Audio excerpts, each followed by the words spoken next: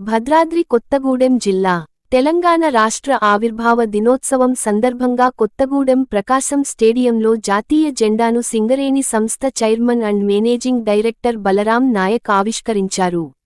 ఈ సందర్భంగా సంస్థ చైర్మన్ బలరాం నాయక్ మాట్లాడుతూ తెలంగాణ రాష్ట్ర ఆవిర్భావం కోసం 6 దశాబ్దాల పాటు కొనసాగిన అలుపు లేని పోరాటంలో అసువులు బాసిన అమరవీరులకు సింగరేణి సంస్థ తరపున ఘనంగా నివాళులు అర్పించారు. తెలంగాణ రాష్ట్ర సాధన ఉద్యమంలో సింగరేణి కార్మికులు తమ వంతు బాధ్యతను నిర్వర్తించారని వారికి అభినందనలు తెలిపారు. 29వ రాష్ట్రంగా ఏర్పడిన తెలంగాణ అన్ని రంగాల్లో అభివృద్ధిని సాధిస్తూ అనేక రాష్ట్రాల కన్నా ముందు నిలుస్తున్నదని, తెలంగాణకు కొంగు బంగారంగా ఉన్న సింగరేణి సంస్థను జాతీయ, అంతర్జాతీయ స్థాయిలో నిలిపేందుకు రాష్ట్ర ప్రభుత్వం కృషి చేస్తున్నట్లు తెలిపారు. సింగరేణి సంస్థ 6 జిల్లాల్లో 12 ఏరియాల్లో 39 గనుల్లో బొగ్గు ఉత్పత్తి చేస్తున్నదని, 41,000 మంది కార్మికులు, 30,000 మంది ఔట్సోర్సింగ్ కార్మికులతో 71,000 మ్యాన్ పవర్ కలిగి ఉన్నట్లు తెలిపారు.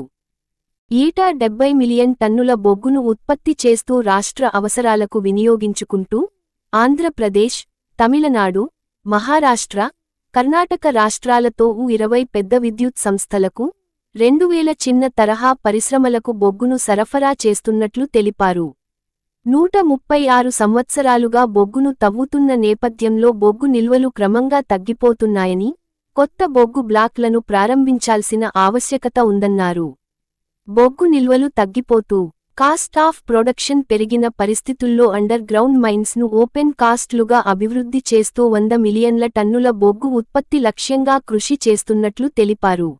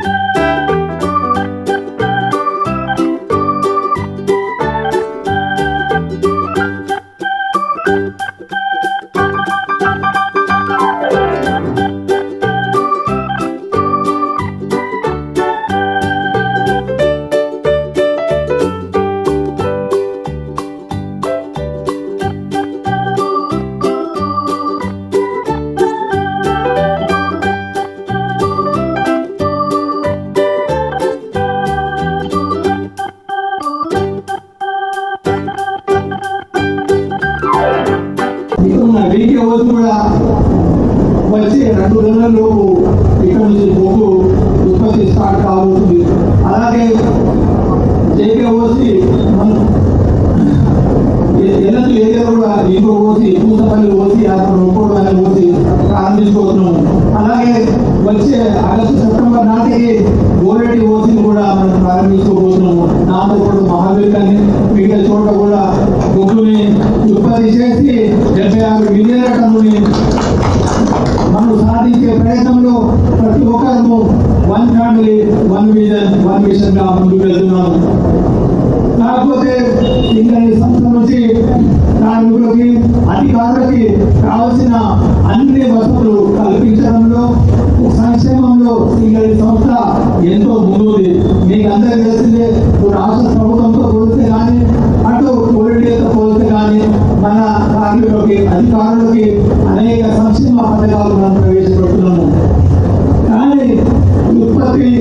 ఉత్పాదక విషయంలో వచ్చేస్తే మనము అనేక వేల కోట్ల రూపాయలు ఖర్చు చేసి అనేక షవర్స్ డంపర్స్ పెద్ద మిషనరీ కొంటున్నాము.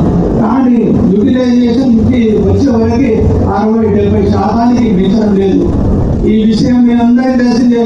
ఇది కార్మికులకు తెలుసు, కార్మిక నాయకులకు తెలుసు, అధికారులకు అందరికీ తెలుసు. మళ్ళీ దీనిలో ఎందుకు మనము ప్రగతి సాధించలేకపోతున్నాము? ఇది మనము అందరూ మనల్ని మనం ప్రశ్నించుకోవాలి. ఎక్కడ లోటుపాట్లు ఉన్నాయి? మనము చాలా సార్లు మనము ప్రాతినిధ్య గుర్తు కోసం కాదు మాట్లాడితే అందరూ ఒప్పుకుంటారు, అధికారులు ఒప్పుకుంటారు, మేనేజర్ ఒప్పుకుంటారు, జీఎం వేరే జీఎం ఒప్పుకుంటారు, కార్పొరేట్ ఒప్పుకుంటారు. కాకపోతే దీన్ని సాధించడంలో మనము గట్టిగా చెప్పలేకపోతున్నామా, లేకపోతే గట్టిగా మానిటరింగ్ సిస్టమ్ అనేది లేదా అనే క్వశ్చన్ ఉత్పన్నమవుతుంది. దీన్ని ఛేదించాలి. ఖచ్చితంగా ఛేదించినప్పుడే మనము కావాల్సిన ఉత్పత్తిని, అలాగే మనము బొగ్గు ఉత్పత్తి చేసే ఖర్చుని తగ్గించుకోవచ్చు. మీకు అందరికీ తెలిసే అండర్ గ్రౌండ్ లో 3-4 గంటల కంటే మించి పని చేయలేదు. షిఫ్ట్కి మొత్తం 24 గంటలు 12 గంటల కంటే ఎక్కువ పని చేయలేకపోతున్నారు. అలాగే ఓపెన్ కాస్ట్ లో మన మిషనరీ 12-14 గంటల కంటే ఎక్కువ పని చేయలేకపోతున్నారు. మళ్ళీ మనము ఈ ప్రొడక్షన్ డేలో జనవరి, ఫిబ్రవరి, మార్చ్, ఏప్రిల్ మళ్ళీ కొద్ది ఇన్సెంటివ్ కావాలా, లేకుంటే అక్కడనే మనము టిఫిన్ భోజనం అరేంజ్ చేయమంటే కూడా